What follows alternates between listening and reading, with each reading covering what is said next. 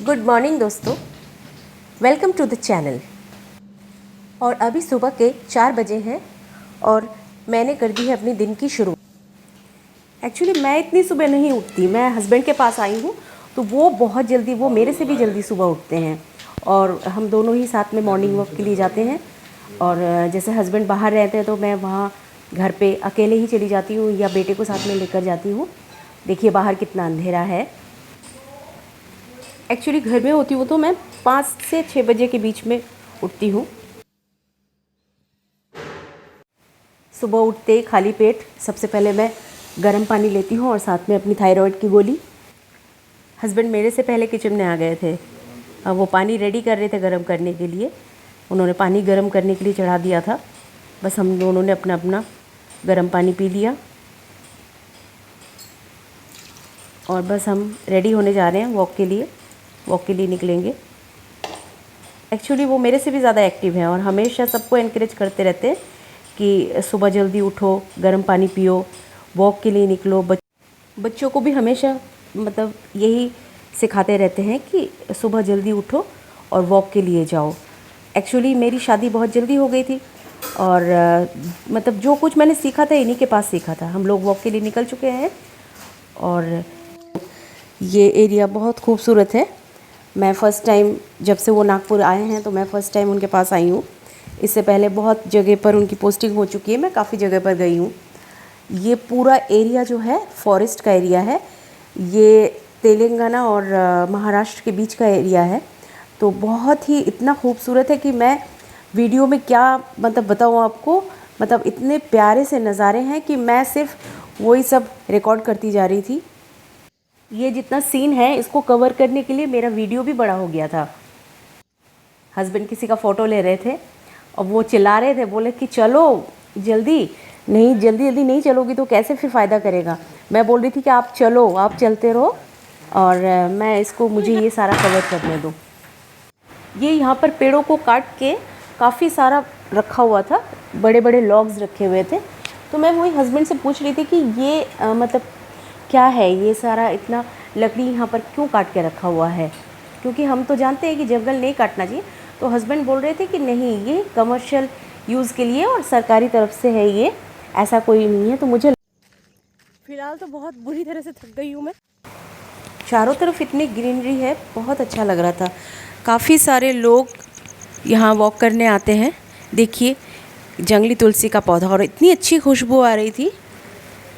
बस हम लोग घर आ चुके हैं और मैंने अपनी सुबह की पहली चाय चढ़ा दी है। एक्चुअली सुबह की जो चाय होती है वो एक बहाना होती है क्वालिटी टाइम स्पेंड करने का एक दूसरे के साथ। ये परिवार के लोगों को आपस में एक साथ जोड़े रखती है। हम दोनों का हमेशा से ही यही रूटीन रहा है। हम सुबह की चाय हमेशा साथ में बैठकर ही पीते हैं और कम से कम आधा से 1 घंटा हम लोग साथ में टाइम स्पेंड करते हैं। यहाँ तक कि हस्बैंड अक्सर काम के सिलसिले में बाहर रहते हैं, पर हम ये टाइम कभी भी मिस नहीं करते हैं। सुबह दोनों अलग अलग जगह रहकर भी साथ में चाय बनाते हैं और वीडियो कॉल पर बात करते हैं। एक्चुअली हस्बैंड का एक्सीडेंट हो गया था और मुझे जल्दी में अचानक से मुझे आना पड़ा। मतलब मुझे मौका ही नहीं मिला कि मैं क्या सोचूं, क्या करूं, क्या ना करूं।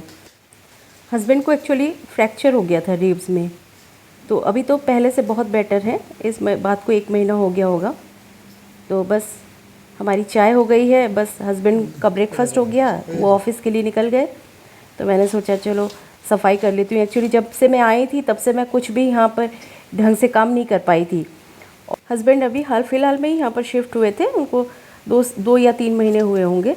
तो सारा फर्नीचर भी अभी तक उनका शिफ्ट नहीं हुआ था, तो जाला वाला झाड़ने के लिए मेरे पास कुछ भी सामान नहीं था। तो जुगाड़ लगा के जैसे तैसे मैंने फिर सारा साफ़ किया। एक्चुअली हस्बैंड की तबीयत ठीक नहीं थी तो इतने दिनों से मैं इस तरफ ध्यान ही नहीं दे पाई थी और उनको मतलब उनकी तरफ ध्यान देना मेरा फर्स्ट प्रायोरिटी थी। इसलिए बस मैंने सोचा कि चलो इसको बाद में निपटाएंगे, जो भी सफाई करनी है। एक्चुअली काम करते करते मुझे बहुत लंबा टाइम लगने वाला था, इसलिए मैंने सोचा कि ब्रेकफास्ट पहले ख़त्म कर लेती हूँ। तो मैंने हाथ वाथ धोकर अपना ब्रेकफास्ट कर लिया, क्योंकि देखिए मतलब काम तो सारे दिन लगा ही रहता है। जो हम स्पेशली हम लेडीज़ का जो होता है कि क्योंकि काम से अभी कभी भी हमें छुट्टी नहीं मिलती, कभी भी फुर्सत नहीं मिलती, तो इसके बीच में ही हमें अपने लिए थोड़ा सा टाइम निकालना पड़ता है। तो मैंने भी सोचा कि चलो मैं ब्रेकफास्ट कर लेती हूँ, काम तो काफ़ी सारा पड़ा हुआ है। बस वही ब्रेकफास्ट करने के बाद कपड़े वपड़े भिगो दिए। थोड़ा जब तक मैं सफाई कर रही हूँ तो तब तक कपड़े भी भीग जाएंगे, और अभी तक उनका वॉशिंग मशीन भी नहीं आया था, तो बस कपड़े भी हाथ से ही धोने पड़ते थे। तो एक्चुअली लॉन्ड्री में, हस्बैंड तो लॉन्ड्री में ही देते हैं, तो मैंने कहा मैं हूँ तो अभी लॉन्ड्री में देने की कोई ज़रूरत नहीं है। और मुझे अच्छा लगता है अपना काम, हस्बैंड का, बच्चों का काम अपने हाथों करना। मतलब ये एक प्यार है और कुछ नहीं है। हम चाहे तो आराम से हम लॉन्ड्री में भी धुलवा सकते हैं, और धुलवाना भी चाहिए, हमें टाइम भी मिल जाता है, बहुत कुछ है। तो बस आप लोगों से बातें करते करते फिर मेरा काम भी हो रहा था, और कुछ मैंने रिकॉर्डिंग की भी है और कुछ वॉइस ओवर भी किया था। बस मेरे बर्तन भी धुल गए। एक्चुअली जब से आए थे तो तब से एक भी बार हमारा बाहर जाना नहीं हुआ। तो हस्बैंड कहने लगे कि आज लंच बाहर ही करेंगे दोनों। तो मैंने भी सोचा कि यही एक अच्छा मौका है कि आज पूरे घर की सफाई कर लेती हूँ। हस्बैंड भी निकल गए थे और दोपहर को लंच भी नहीं बनाना था, तो मैंने सोचा चलो अच्छे से सफाई कर लेते हैं, उसके बाद फिर फ्रेश होके फिर नहा धो के लंच के लिए निकल जाएंगे। यही कुछ छोटे छोटे पल होते हैं जो हमें मतलब सारी उम्र भर याद रहते हैं और एक दूसरे से हमेशा जोड़े रखते हैं। एक्चुअली हमारी शादी को काफ़ी साल हो गए, पर मतलब जो शादी के शुरुआती दिन थे, मतलब अभी भी लगता है कि वो ख़त्म नहीं हुए। मतलब क्या होता है कि हम अपनी अपनी लाइफ में बिज़ी हो जाते हैं, तो बस एक दूसरे को समझना होता है और कुछ नहीं होता। एक दूसरे को समझते रहो और उसकी फीलिंग्स की कदर करो। तो हस्बैंड जैसे बिज़ी रहते हैं तो मुझे उनसे कभी भी कोई शिकायत नहीं होती है, क्योंकि अगर वो बिज़ी रहते हैं तो मैं भी सोचती हूँ कि कहीं ना कहीं मतलब वो कुछ भी करते हैं तो हमारे लिए ही करते हैं। अगर वो बिज़ी रहते हैं, उनका शेड्यूल इतना बिज़ी है, तो वो बस जस्ट बिकॉज़ मतलब सिर्फ हमारे लिए ही करते हैं वो।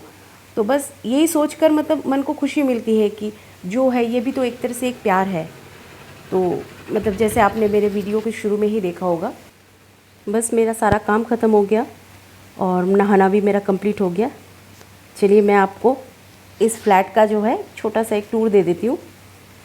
बस कोई कुछ स्पेशल नहीं है, थोड़ा बहुत फर्नीचर है और अच्छा है, खुला खुला सा है। इसमें इस फ्लैट में एक बात बहुत अच्छी है कि ये देखिए लाइट नहीं जल रही है, ये जो भी है बिल्कुल डे लाइट है, और इतनी अच्छी हवा चारों तरफ से, खुला खुला एकदम, और हवा इतनी अच्छी आती है और चारों तरफ से लाइट आती है। मतलब इसका जो जोन है ईस्ट और नॉर्थ, ये दोनों तरफ से खुला हुआ है, तो जो वेंटिलेशन है बहुत अच्छी होती है।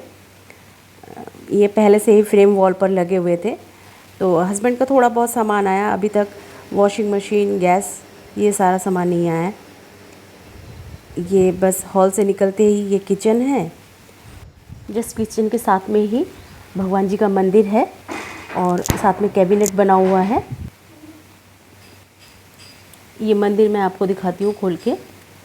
एक्चुअली ये जो ओनर है उनका ही मंदिर है। उन्होंने मतलब इसमें जो मूर्ति, फ़ोटो वगैरह रखे हुए हैं उनके ही रखे हुए हैं। मैं इसी में पूजा करती हूँ।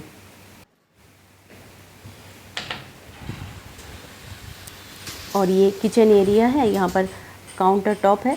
तो काउंटर टॉप ज़्यादा बड़ा नहीं है, बस अकेले मतलब हस्बैंड के लिए ठीक है, और छोटा परिवार होता है उनके लिए भी अच्छा है।